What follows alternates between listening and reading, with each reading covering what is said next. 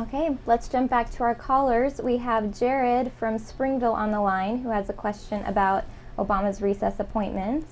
Jared, you're on the line.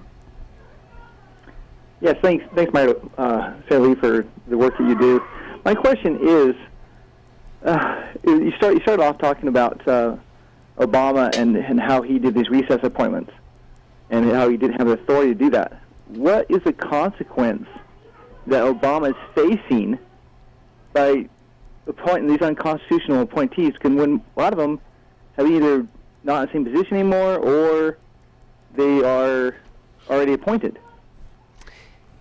Yes. Okay. So that's a great question. A short answer to the question is there's not a whole lot that happens to him personally, not a whole lot that happens to the president personally, if, as I predict, the Supreme Court rules against him, rules that he violated the Constitution. The most practical consequence is that he can't do it again, and that if he does do it again, those recess appointments will be considered invalid from the outset, and lower courts won't even recognize them at the outset as being valid.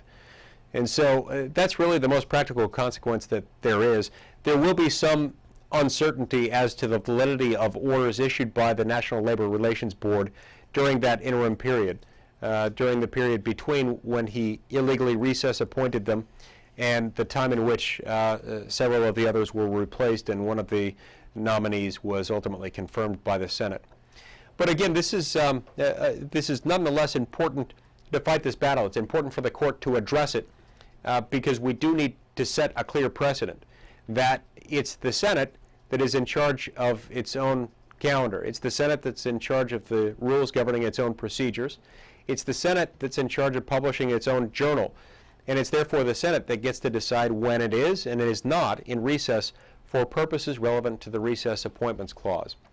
One of the things that's so sad about this is the fact that it's not supposed to have to get this far. No other president in U.S. history has issued a recess appointment at a time when the Senate didn't regard itself as being in recess.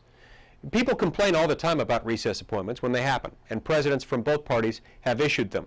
But no other president, no other Republican and no other Democrat has ever purported to make a recess appointment at a time when the Senate was not in recess. It's also important to have the court resolve this question this way right now, because we have to remind this president from time to time that ours is not a government of one. I mean, look, if you're in Cuba or if you're in North Korea or somewhere else where they happen to be ruled by a despot, by a dictator, by a tyrant, that's one thing. But we live in a constitutional republic where our president has limited power. Unfortunately, he has to be reminded of that.